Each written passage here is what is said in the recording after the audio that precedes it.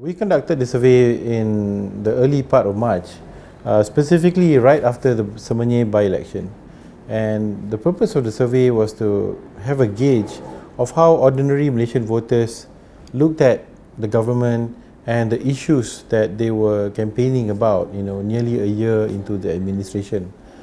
In addition to that, we also noticed that you have the by-election in Cameron Highlands, which Pakatan Harapan lost, and then prior to that, we have the large rally in Kuala Lumpur by the anti-ISET campaigners, which seems to have given this flavour that the euphoria surrounding Pakatan Harapan's 2018 win was changing, the mood was changing. So we wanted to capture that mood, and we wanted to measure it against earlier surveys that we had done. So this survey was done basically to get a feeling of how the Malaysian public views government nearly a year into the anniversary. I mean, the breakdown is reflective of what's in the electoral roll. So you have slightly over 50% ethnic Malay respondents, about 26% Chinese, 7% Indians, and then the rest made up of Bumiputras, both Muslim and non-Muslim Bumiputra from Sabah and Sarawak. Yeah, I mean, the main findings of the survey is that a year into the anniversary of the administration,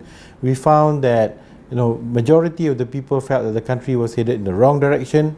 This was largely pushed by the feeling that the economy wasn't doing so well, that it wasn't translating into better wages and jobs for them.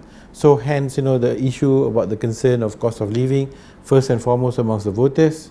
As a consequence of this, we also noted that public approval of the Pakatan Harapan government was down significantly, and that public approval rating for the Prime Minister was down to about 46%.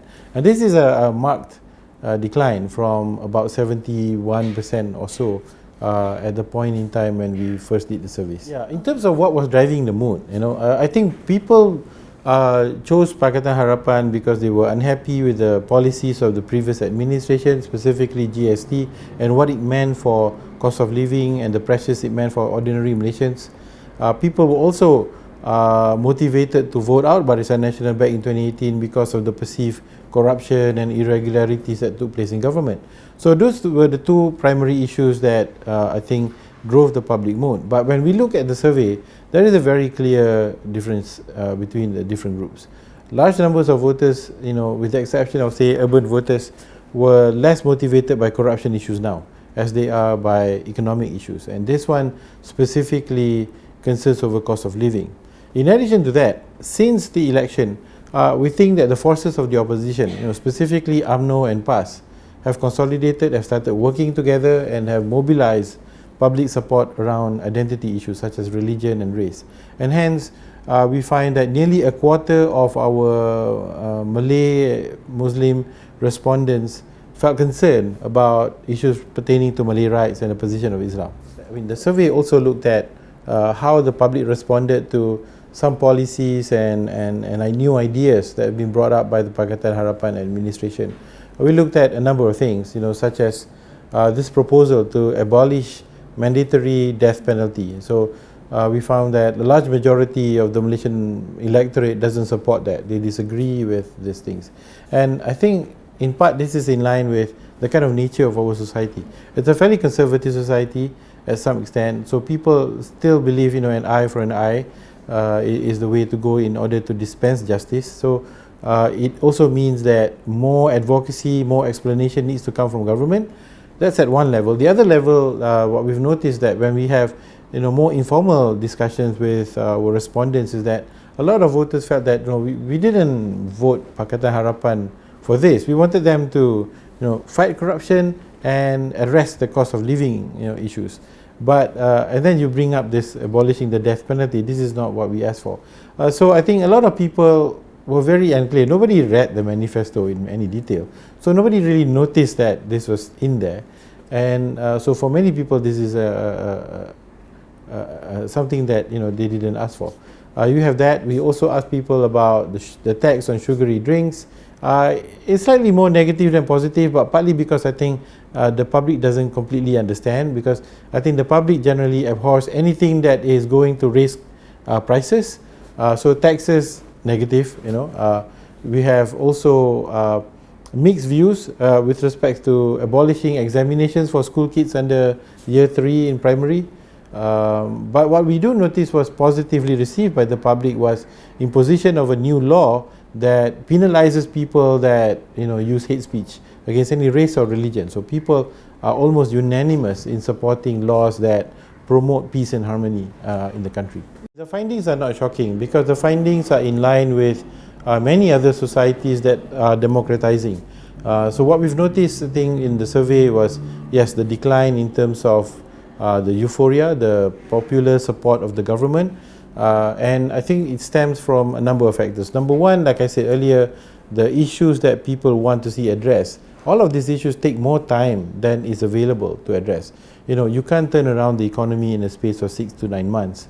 And if you look at even bigger economies such as the US, it took years and years to climb out of the financial crisis. So in the context of Malaysia, it's probably going to take a couple more years before the measures that the government is doing will bear fruit. And I think eventually it will. To a certain extent, what we're seeing happening right now in the country is similar to when there was changes in government in Penang and in Selangor. A lot of skepticism, a lot of people being unhappy, people saying that the new leaders are inexperienced and incompetent to some extent. But after several years, they start to see the benefits. And the benefits will be material because as you trim excesses, you plug the leakages, there'll be more cash to spend on presumably public goods that address social safety net problems. So I think eventually we will see the fruits of reform, but just not just yet. And I think the other point that I wanted to make the case here is that in this survey, we did ask the public, the voters, do they agree or disagree that Pakatan need more time in order to turn things around? And an overwhelming majority, nearly 2/3 said yes. They understand that there is a difficulty in implementing reform, and the majority of them accept that. So you do have a fairly understanding public. But having said that, they've already started to mark down the Pakatan's popularity. I think they'll give a couple of years, to see how things turn around. And I think for most people, they're going to see where it matters most, in their pockets. So if they see that Pakatan's policies is bringing, putting food on the table, making things cheaper, making things more accessible, addressing concerns like jobs, or helping small business people succeed, I think they will start to see the positive benefits of the government. I think beyond that as well, people also expect to see a change of culture, where I think the previous government was inaccessible and less tolerant of dissent. Maybe the new government is more open and then more thick-skinned in order to face a more questioning public. I mean, to put things in a nutshell, Pakatan's position with the Bumiputra, particularly Malay community, was never really that strong to begin with. I mean, they went into the election, or they came out of the election with under a quarter, 25% Malay support. So it was already low to begin with. And so you do have the majority of Malays, consolidating with the opposition out there. And I think the position of Pakatan is to try and convince them. Hence, you see Pakatan sometimes on the back foot on certain issues, and people accuse them of making U-turns. In part, it's because they somehow cannot, go against the majority segment of the public, even if those people didn't vote for them. So they still have to listen to the public. You have that situation surrounding Pakatan. But if one were to ask about the sense of regret, whether people regretted voting for Pakatan, my sense is it's not so simple. And I think this particular survey perhaps captured a sense of disappointment, because it was taken at a point in time when a lot of these issues came into the picture. The survey did not capture, because it was held before the FELDA white paper was tabled, before the whole list of irregularities in Tabung Haji was revealed, and also before the commencement of Najib Razak's trial. So we think that since those things have taken place, the sentiments have turned around. And what we see potentially occurring is that members of the public is clearly unhappy with what has happened, but at that point in time, they didn't realize the gravity and the depth of the problems the country was mired in. And I think as the revelations came out, people have a deeper sense, better sense of appreciation of what the government is trying to do. I think for most part, we've asked other questions informally as well as in some detail, but not entirely put out in the public space. We wanted to get a sense of how people felt about Pakatan, whether they felt that they were being manipulated to support the party, or that the problems expressed by Pakatan is genuine. We find that more than one half of the Malay voters do accept that the problems faced by the country was much bigger than they had thought at the point in time when the voting occurred. Our recommendations, can be kind of captured, simple 3 points. Number one, the government needs to have a more structured communications plan in order to explain to people what happened and then what are the steps that will be taken to address them. And I think to some extent the government is doing it via statements coming out from ministers and so on. But it's just that, it's not everything filters down. Number two, when we look at details from the survey and how such severe differences exist from one community to the other, we do realize that, the Pakatan administration doesn't have a very strong outreach machinery, particularly within the Malay community, because most of the parties were new, like Parti Amanah and PPBM were relatively new parties, and even parties like PKR contested only in certain parts of the Malay areas, and so it doesn't have large numbers of people, large numbers of activists that are talking and explaining issues to people. So it needs a much more structured way to get its activists on the ground to explain issues to people, given that they've already removed agencies like JASA and others. So the information needs to go out there.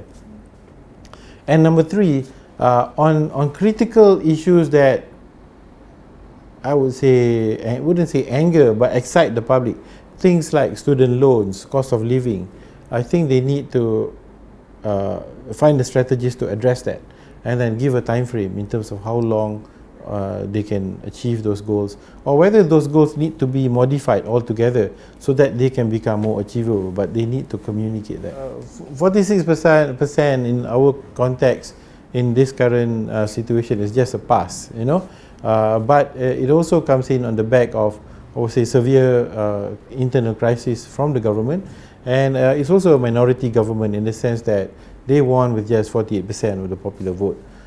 So that's one. But I think in terms of clarity of purpose and strength of leadership, I would still, rate Pakatan Harapan government very strongly. Partly because the leadership of the Prime Minister, he is doing whatever he's. I don't think he's concerned too much about being popular, but I think very concerned about doing what's right. And I think for that, more needs to be done by Pakatan Harapan to actually tell people that that's what they're about. They're not about seeking popularity, but trying to correct the things that have gone off the rails. I think that's critical for them. Number two is that it's still early days. It's just about a year. There's still 4 years until the next election. And from the past, we've known that in situation in Penang, in Selangor, we know that when you have decent leadership that is very sure about what it wants to do, particularly in addressing issues of leakages and irregularities, and trying to put in place some policies that address the problems of the public, things will turn around in time. So it just needs time, but things will turn around.